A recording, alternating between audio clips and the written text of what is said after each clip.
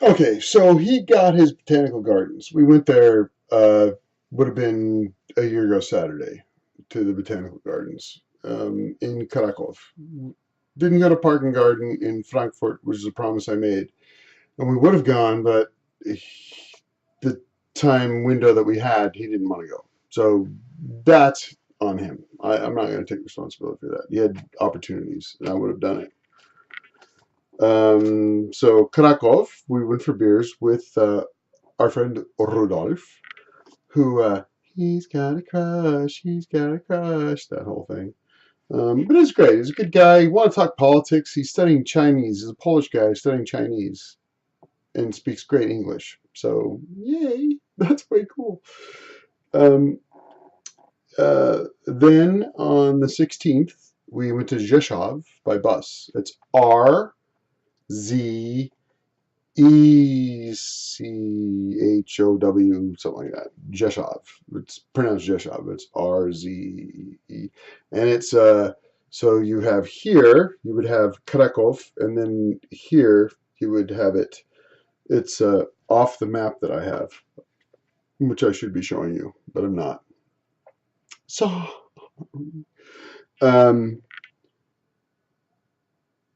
then we stayed at the Bristol Hotel, right on the square, the main square in Rzeszów, for 2 nights, and it was very expensive. It was very expensive. It was like $180 a night. It was like four. It was 4 star, but it was the only 5 star they had. The hotel they had, and I was like, "Look, we're gonna do this. I want you to be comfortable because we're gonna go to the gravesite." So the whole trip was predicated on me laying flowers at my Aunt Stasha's grave. And which we found.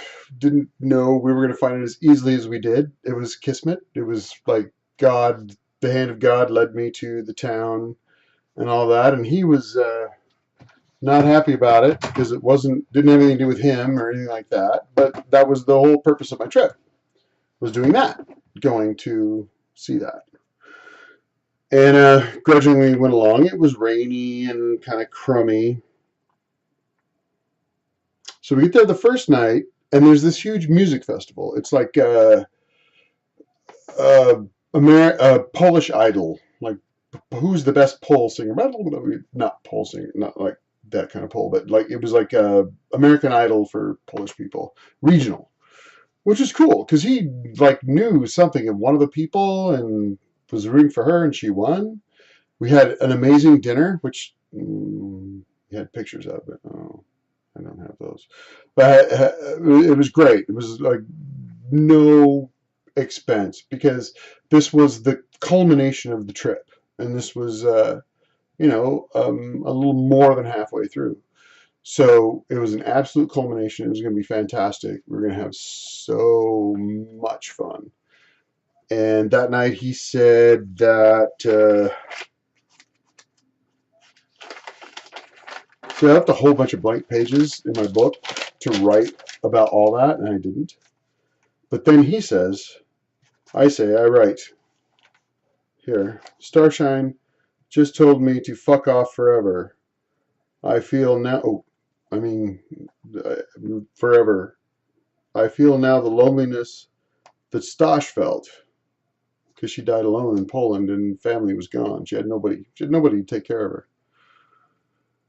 Alone and abandoned and loveless, broken. I will always be alone. That's in capital letters. I will always be alone. I knew that. See, that's another gift from Starshine. He gave me the gift of understanding how bereft one could feel with someone totally abandoned, because he went out of the picture. The bathrooms are incredible. We'll have photos of that, but they had all glass walls. And he's like, "Oh, I really want to take a shower in there, but you have to leave." And up to this point, I'd always been really casual. I mean, like, we're two dudes, so in the hotel room, my hotel room, naked all the time. He's like, "Well, that's disrespectful. Put your clothes on. I don't want to." And when you put your underwear on, wear a towel, like I do. well, that's just rude. I mean, it's cruel. I mean, it was both to me. Like he had just totally switched off, like just done, just completely done, and hiding, and oh, I don't want to see that. I mean, I was in a dorm with 30 guys, 50 guys. Grew up in a family of all boys, so it's not anything like that. You're just used to being casual. I don't care. It's no big deal. And no, it was a deal breaker for him. He would get furious. He'd get furious if I had my clothes off. So he had to shower in the room with the glass open. He's this enormous, beautiful glass shower. And then when I came back to shower, he left for quite a while. He was gone for a long time.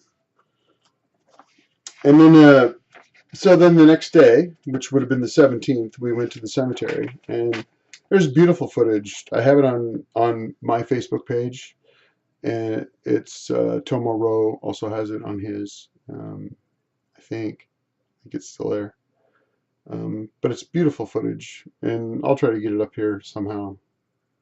But it was very cathartic, and seeing that, and we found it right away. We found the grave right away. And he had a brilliant idea of, let's put a candle in the candle holder. There wasn't one, so we went to the nearest grocery store, which was open and had candles. Like that was half of their inventory of the whole store. So yeah, we got one, went to the cemetery and lit it, and it was beautiful. We hugged and we shared a really beautiful moment. And then we had to hike a bit back to find where the bus went, because on Saturdays they don't run like they're supposed to. Got back to town, he was grumpy, and that night he starts hooking up with people right and left. Right and left. Just people not only texting him, but getting me on the apps and saying, are you with this guy? Because we want him. So he brought me downstairs to introduce me to these guys that he was going to go home with that night. And I said, no, we're leaving in the morning, and we don't know where we're going after that. He goes, no, but I just want to go home with them. I said, where are they going to be? How am I going to get hold of you? Where am I going to know where you are? How am I going to know you're safe? How are you going to get hold of me? Well, I know where the hotel is. And I said, do you think I'm going to sleep? Do you think there's any reasonable possibility that I'm going to any rest at all when I have no idea where you are, what you're doing, and who you're with, and whether you're coming back?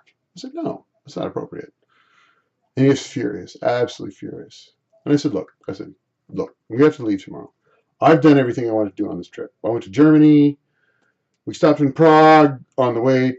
Do my thing in Poland. Wherever you want to go, let's go. It's up to you. Your trip. Your trip. So he's telling these guys, oh, I want to go with you. And they're telling me, like I'm standing next to him, oh, you're not our type. You're not our type. We don't want you. We want him. Oh, great. Well, that's all the more encouraging. Okay, well, yeah, I'll just stand here. Yeah, go ahead. Go, do whatever. But don't expect, this is what I should have done. Go, let them take care of you, and I'll leave. And I should have done that. That's exactly what I should have done. I would do that today. But a year ago, I didn't do that because I didn't know. I had no idea that I was being used and manipulated and treated like garbage. But I was like, no, because I was in love. So I brought him back. And it's like, okay. Went back to the hotel room. He got his phone. I got my phone. We got on Skyscanner. And it was amazing. I threw my credit card. Just said, here you go. Wherever you want to go, here it is. Pay for, here it is. Whatever you want to do. It's up to you, Starshine. Trip's yours. You take over. And figured out a way to book it and get to, he didn't even know where it was. Palma. Where's Palma? Is it Palma? Palma. I don't know. It says it's in Spain. So we get out the map. We're looking at Spain. There's no Palma here. There's no Palma in Spain. No. So we look it up on the phone, and boom, it's Mallorca. Mallorca. Where the hell's Mallorca? It's in the middle of the Mediterranean. Okay, yeah. Huh? Yes. Middle of the Mediterranean. Always wanted to go there. Yeah, let's do it. So we do this great thing on Facebook where he spearheads it, which is great. And he's like, oh, where are we going? Where are we going tomorrow? It's like this big mystery and asking people to guess where we're going to end up. We had a lot of followers on our webpage that he destroyed. But it was really cool because people are like, I don't know. So it's like, that was very exciting. And that actually is what starts to happen the 19th. because after the 18th tonight, the night of the 18th, we spent in Krakow. We went back by bus from Rzeszów after we planned our trip. Got back on the bus and went to Krakow. Tried to find a place to fly out of Rzeszów, but there were not very many great destinations for cheap. So we went back to Krakow and spent one more night in the live-in hotel. Saw Rudolph. It was good. He's a good guy, really good guy. Like him a lot. Had a yeah, it was good soul, good soul. Had a couple of good souls on this trip, and so the 19th, which is tomorrow, catches you up to where we travel, but trying to compress like 3 days into one because, oh, well, I went with Cowboy and I went to the Gay Pride yesterday and the day before, which is why I didn't post. I didn't have access to my domain, my fortress of solitude, and we actually saw him, that guy, Joey. And this doll would have to be like 10 times larger than it is to accurately demonstrate how big that guy is. And well, I guess I've already broken the deal. So, for the first time ever, I felt pity.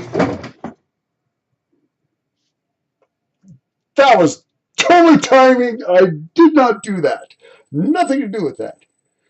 I felt pity. I was like, well, first, because he's got this growth on the inside of his leg. It's like a big cauliflower on the inside. And it was like, the first time I saw that, I was like, it should have been a deal breaker right there.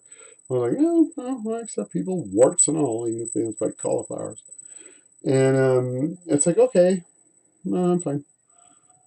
And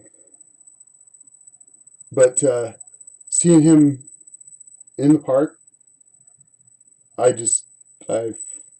felt pity because he noticed me at my sunglasses. He had the sunglasses on that I bought for him, and the shoes I bought for him, and he's walking through the park, and he looks at me, and he's just like behind the glasses.